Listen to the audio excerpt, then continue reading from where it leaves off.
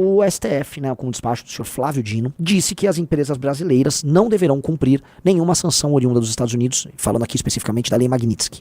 O que isso significa? Isso significa que, de acordo com esse despacho, instituições bancárias e empresariais, mas especialmente as instituições bancárias brasileiras, elas terão que manter suas relações comerciais, né, relações de conta e de custódia de títulos e dinheiro dos ministros do STF e dos demais impactados pela Lei Magnitsky. E aí que os Estados Unidos vão poder, nesse sentido, sancionar essas instituições. E o capitalismo brasileiro, o pobre capitalismo brasileiro, o deficiente capitalismo brasileiro, ele passa a correr sérios riscos, eu estou falando assim, nos próximos dias e semanas. Se bancos brasileiros tiverem que cumprir essa ordem oriunda do Flávio Dino, muito possivelmente eles vão ser alvo de sanção direta do governo americano. Eu vou dar um exemplo. O Banco Santander. O Banco Santander é um dos maiores bancos do mundo. Ele é uma instituição bancária espanhola.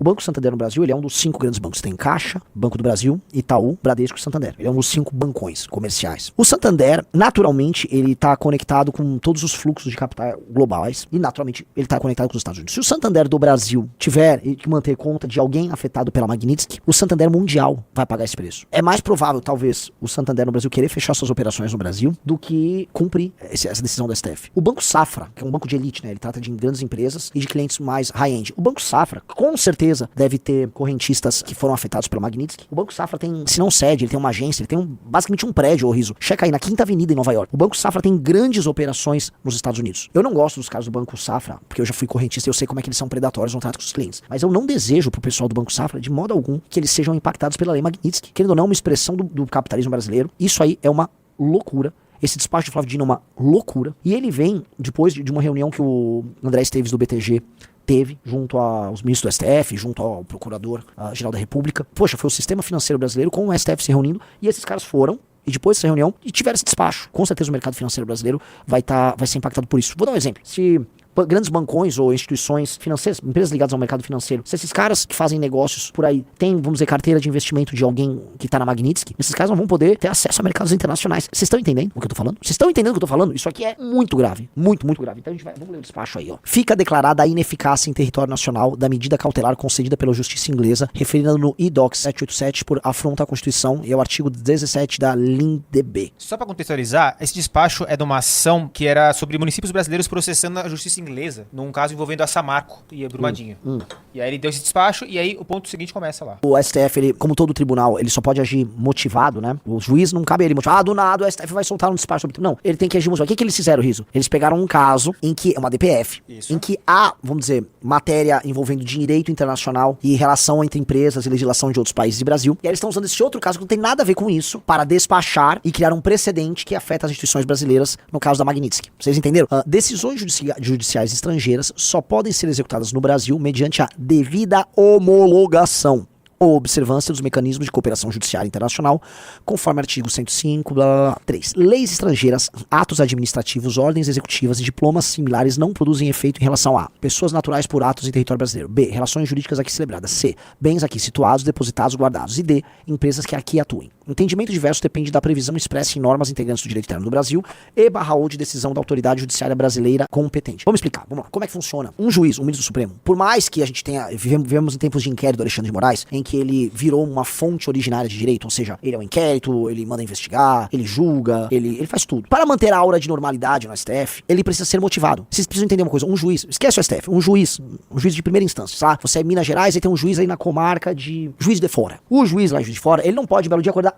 Tá aqui, vou dar um despacho sobre aquela padaria. Não comi um pão com manteiga, tava ruim. Vou meter um despacho. Odiei o pão com manteiga. Ele não pode. Um juiz tem que ser motivado. Alguém vai e impetra uma ação com seu advogado, naquele juízo, caiu lá naquele juízo e aquele juiz julga, certo? Como saiu esse negócio da Magnitsky e como o STF tá louco pra deliberar sobre o assunto, não pode sair assim, olha, saiu uma resolução do STF. Não pode. Então o que eles fizeram? Eles pegaram um caso, uma ação de uma ADPF. O que é uma ADPF? A arguição de descumprimento de preceito fundamental? Perfeito. E ali, isso é julgado pelo STF. Então eles pegaram uma ação pré-existente e aí, no despacho que eles vão dar sobre aquela ação, eles vão criar direito no despacho para que isso incida como fonte do direito, porque, vamos dizer, a súmula, né, ou melhor, serve como súmula isso aí, né, o despacho gera jurisprudência, e aí você vai citar essa jurisprudência nesse caso, quando houver tema ou matéria ligada a Magnitsky. Então, como o juiz, como o Flávio Dino não pode ele dar um despacho, ele pegou uma ADPF, né, um processo que já tinha lá, já estava em discussão. E no despacho dele, ele incluiu uma arguição que será usada como fonte do direito para o caso da Magnitsky. Então você vê que ele cuidou lá, só naquela linha primeira, ele cuidou do que interessava. Aí, veja só essa terceira. Leis estrangeiras, atos administrativos, ordens executivas, você entendeu? Ele já tratou ali, tá? Da Magnitsky. Vamos pra 4. Qualquer violação aos itens 2 e 3 constitui ofensa à soberania nacional, à ordem pública e aos bons costumes. Portanto, presume-se a ineficácia de tais leis, atos e sentenças emanadas de país estrangeiro. Gente, ele tá falando literalmente do caso da Magnitsky aí. Tal presunção só pode ser afastada doravante mediante deliberação expressa do STF em sede de reclamação constitucional ofertada por algum prejudicado ou outra ação judicial cabível, ressalvada a competência, blá, blá, blá. 5. Estados e municípios brasileiros estão, doravante, impedidos de propor novas demandas perante tribunais estrangeiros em respeito à soberania nacional e às competências atribuídas ao Poder Judiciário brasileiro pela Constituição. Vamos lá, ele vai. Ponto 28. Tais fundamentos e comandos revestidos de efeito erga omnes é contra todos, e vinculante, incidem sobre a controvérsia retratada nestes autos, que é o da DPF, né, que é de outro assunto, envolve a Samarco, nestes autos, e em todas as demais em que a jurisdição estrangeira ou outro órgão de Estado estrangeiro, vamos falar Estados Unidos, caso Magnitsky, pretende impor no território nacional atos unilaterais por sobre a autoridade dos órgãos de soberania do Brasil. Entenderam? Ou seja, não vale apenas pro caso em questão da DPF que envolve a Samarco. Ele trata de quaisquer outros atos oriundos de nações estrangeiras que possam interferir na soberania nacional. Prossigam. Este esclarecimento visa afastar graves e atuais ameaças à segurança jurídica em território pátrio. Então ele praticamente falou assim, olha, esse esclarecimento aqui, ele vai valer pra tudo e ele vai resolver outros temas que estão sendo discutidos agora. Ele não vai estar nominalmente, mas ele tá falando naturalmente do caso da Magnitsky. O Marcelo Pereira falou, é um puxadinho jurídico? Lógico que é. Vamos dizer, se você quisesse criar, vamos dizer, uma norma sobre o assunto, ela teria que ser criada no Congresso Nacional. Existe uma coisa chamada processo legislativo. O Lula poderia mandar, por iniciativa do governo federal, um projeto pra Câmara, esse projeto andava na Câmara, passava no Senado e o Lula corria pra sancionar. Esse é um exemplo. Um deputado da base do PT poderia fazer, ou alguém, qualquer um poderia fazer. O STF usar um processo pra criar um despacho e isso ganhar um status de norma, isto é um puxadinho jurídico. E o problema é que o Brasil está vivendo de muitos puxadinhos jurídicos. Os superpoderes do STF estão nesses puxadinhos jurídicos. Inclusive esse puxadinho jurídico aí é uma decisão monocrática do Flávio Dino. Então entenda, uma decisão monocrática de um juiz em sede de uma ação impetrada num outro caso, num outro contexto, tem poder de lei tão forte, na maior parte das vezes mais forte, do que projetos que saem do Congresso Nacional e que são sancionados pelo presidente da República. Portanto, um ministro é maior do que o processo legislativo inteiro do Brasil. É óbvio que isso é anômalo, é óbvio que isso é indecente, mas eu já vou entrar no mérito. Tô falando aqui, vamos dizer, da questão regimental, da questão formal. Do ponto de vista formal, gente, vocês estão entendendo o quanto isso é absurdo? Porque aqui cabe, vamos dizer, aqui é um caso bem claro de você perceber como é que funciona essa lógica do STF mandar. Ah, como é que o STF manda no Brasil? Funciona assim. Vou dar uma breve aulinha aqui. Nós temos uma Constituição gigantesca e quase tudo no Brasil é matéria constitucional. Nós temos uma Constituição gigantesca e quase tudo é matéria constitucional. 2. O STF é guardião da Constituição e ele pode deliberar e interpretar as normas constitucionais e seus efeitos sobre as normas infralegais tem todas ali, certo? As leis complementares que saem do Congresso, entendeu? Tá tudo lá. Logo, se você tem essa super Constituição e essa vontade de legislar sobre tudo, você no Brasil dispõe de muitos meios. E aí você tem, antigamente tinha a DIN, tinha a ADCOM, depois virou a ADPF. A DIN ainda tem ou mudou de nome? Então, a gente tem a DIN e a ADPF, a ADCOM sumiu, mudou, não existe mais a ADCOM. E esse tipo de ação são ações que partidos políticos, sindicatos e algumas associações de classe podem tomar junto ao STF para arguir sobre questões constitucionais, entendeu? Então, alguns agentes, por exemplo, eu posso ir lá no STF arguir uma ADPF? Não, eu não posso, quer dizer, eu vou poder quando o partido estiver pronto, daqui a pouco a gente pode. Quando a missão estiver pronta, a gente pode arguir lá no STF várias coisas, tá? Mas o PSOL pode, o PSB pode, o PT, todo mundo pode, tá? Não apenas eles, vamos botar aí, o sindicato dos taxistas do Rio de Janeiro pode, entendeu? E esses agentes ficam, vamos dizer, metendo ações no STF. Como funciona os superpoderes do STF? Grupos políticos que entendem essa dinâmica, pegam tudo que é tratado pelo Congresso Nacional e falam, isto é inconstitucional, essa interpretação aqui não é válida, a sociedade mudou, precisamos defender direitos humanos. E aí entram com uma ação no STF, um ministro pega e fala, veja só, e se, né, o Congresso nunca deliberou sobre, sei lá, as punições sobre não usar pronomes certos, né, tô botando aspas aqui com travestis e trans. Pô, se o Congresso não andou com isso, nós vamos deliberar, então eu vou fazer o seguinte, transfobia equipara-se à injúria racial. Aí o STF despachou sobre isso. Então foi numa ação, provavelmente de alguém do PSOL, que sempre é ou PSOL ou PDT, raramente é o PT inclusive, mas PSOL, PDT, PSB entram com essas ações, aí cai num ministro e aí ele despacha e cria ali esse entendimento novo. E isso permite aos ministros do STF terem esses superpoderes que eles têm. O Barroso deu um discurso em Nova York recentemente explicando isso. Ele falou, gente, vocês estão culpando a gente do STF por isso? Mas entendam, quem deu esses superpoderes foi a Constituição. E quem quer que a gente use os superpoderes, curiosamente, são os partidos políticos, os sindicatos e os demais agentes que ficam entrando com essas ações no STF. E a gente só cumpre no papel. o Barroso tá meio que certo. Mas lógico que há um cinismo no discurso dele. Lógico que há um cinismo. A coisa certa é simplesmente o STF acatar o processo legislativo. Ah, não, o STF vai deliberar sobre aborto. Não, você não vai deliberar sobre aborto. Existe uma coisa chamada processo legislativo. Porque eles estão loucos pra fazer assim, ó. Vou dar um exemplo. Alguém lá entra com uma ação, olha, sei lá, o princípio da dignidade da pessoa humana que está plasmado, sei lá, no artigo 5º da Constituição. Esses princípios, e a Constituição é cheia de, vamos dizer, princípios voando e soltos. Quando uma mulher tá com uma gravidez que ela considera inválida, ela não tá tendo direito à sua própria dignidade, ao comando sobre o seu corpo. Então, portanto, sua dignidade vem antes de qualquer coisa. Portanto, dado que o STF, do Congresso Nacional, que é conservador, não vota a matéria do aborto, era muito importante que o STF, em defesa dos preceitos constitucionais e de direitos humanos fundamentais, como garantia da dignidade da pessoa humana, delibere, protegendo as mulheres desse peso de uma pressão conservadora. E aí, basta um ministro olhar, dar um despacho, sim, observando a nossa Constituição, observando os preceitos e as garantias fundamentais, nós precisamos, naturalmente, cuidar dessa mulher, então vamos dar neste caso aqui, a possibilidade dela fazer o aborto. E isso tem um efeito erga omnes, um efeito contra todos. Portanto, este caso aqui, que uma arguição do PSOL entrou, um caso específico, ele gera um efeito pra todo mundo. E assim eles vão. E eles estão fazendo isso a dar com pau. Essa porteira abriu e eles estão. Veja só o que ele fala no ponto 29. Isso é bem importante. Desse modo, ficam vedadas imposições, restrições de direitos ou instrumentos de coerção executados por pessoas jurídicas constituídas sob leis brasileiras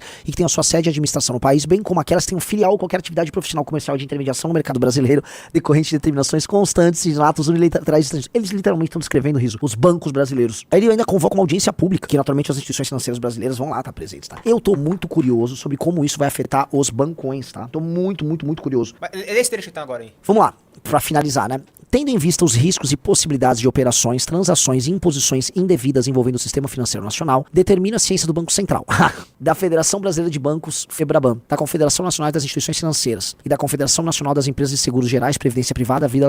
Transações, operações, cancelamentos de contratos, bloqueios de ativos, transferências para o exterior ou oriundos do exterior, por determinação do Estado estrangeiro, em desacordo aos postulados dessa decisão, dependem de expressa autorização desta Corte no âmbito da presente ADPF.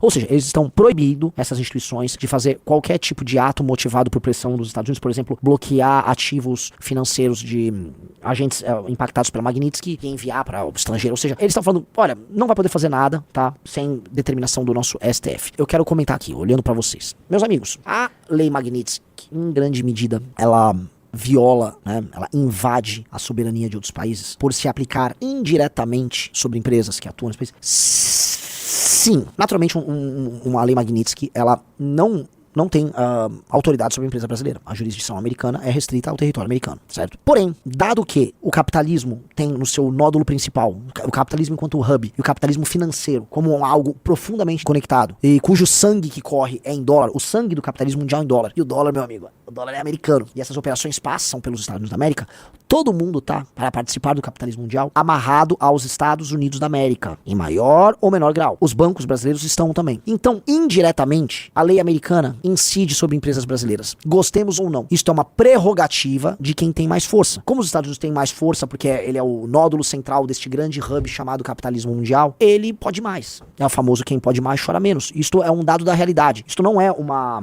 opinião minha, não é um juízo de valor que eu faço. Isso é um dado da realidade, entendeu? Agentes políticos lidam com o dado da realidade. Eu vou dar um exemplo. Eu posso falar assim, olha, gente, eu vou, como a parte do missão, eu vou entrar numa briga suicida agora contra o Xandão. E aí eu não monto partido. Você pode até falar que, principiologicamente foi muito bonito que você fez, mas estrategicamente pro projeto foi um suicídio. Sim, é um suicídio. Parafraseando o Pablo Marçal, quando falaram, por que você não tá brigando com o Xandão?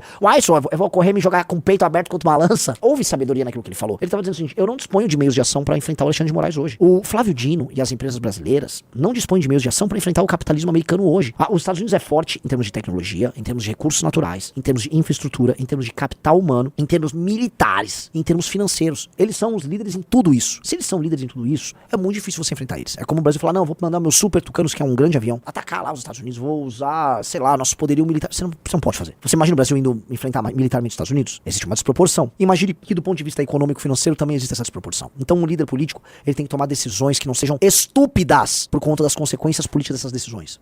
Mas é em nome da nossa soberania. Também acho que nós temos que defender a nossa soberania. Também acho, todo mundo concorda. Agora, os fatos são os fatos. Se a gente tivesse, ao longo das últimas décadas, trabalhado para ter soberania de fato e não uma soberania nominal, aí você fala, como assim soberania de fato e não soberania nominal? Ora, eu posso falar que eu tenho soberania no território brasileiro e que nós somos muito poderosos, e que o mundo vai nos respeitar. Mas isso é nominal, eu botei isso num papel e saí falando. É igual a nossa Constituição, que garante direito à habitação, direito à educação pública, né? O Brasil é o país da favela e do povo que é analfabeto funcional. Mas no papel você tem o direito. A nossa soberania, que esses caras ficam falando, é uma soberania nominal. Ela tá só no papel. É uma ficção jurídica, a nossa soberania. O Brasil não é soberano, o Brasil é um país fraco, o Brasil é um país débil, o Brasil é um país sem energia. O Brasil é fraco, vocês entendem isso? É fraquinho. Então ele bota no papel, soberania. Aí vão vir uns nacionalistas, isso aí é o quê, cara pálida? A gente não é soberano. Isso aqui eu só tô sendo realista. É lógico que os Estados Unidos fazem conosco que é humilhante, é lógico que a gente não deveria estar nessa situação, ponto. Nós não deveríamos estar nessa situação. Isto posto, essa decisão, ela faz sentido? Eu não sei, tá? Eu olho pra cá, eu olho pra lá. Eu não tô achando o bright side aí. Qual o grande ponto? E se os Estados Unidos punirem as empresas financeiras brasileiras? Eu odeio o banco. Odeio. Mas e se os Estados Unidos punirem? E as consequências para os brasileiros? E se isso redundar, tá? Vamos dizer, num apartamento das empresas financeiras brasileiras, normalmente os bancos, e esse apartamento gerar, por exemplo, uma disparada do dólar. Ou uma incapacidade do Estado brasileiro em fazer rolagem de dívida, porque os bancos brasileiros ficam fragilizados, e isso necessariamente, sei lá, aumente os juros. E aí? Alguém já pensou nas consequências econômicas disso? Porque o Eduardo Bolsonaro fica lá comemorando, não, nós vamos, se for necessário, nós vamos botar fogo na floresta. Ou seja, ele quer que a gente se foda pra resolver o dele. Agora o STF falou, não, põe fogo mesmo. Pode pôr. Então a gente tá vendo uma briga, lembra que nem Lula nem Bolsonaro, Riso? Sim. Que é nem Lula nem Bolsonaro nem Moraes, né?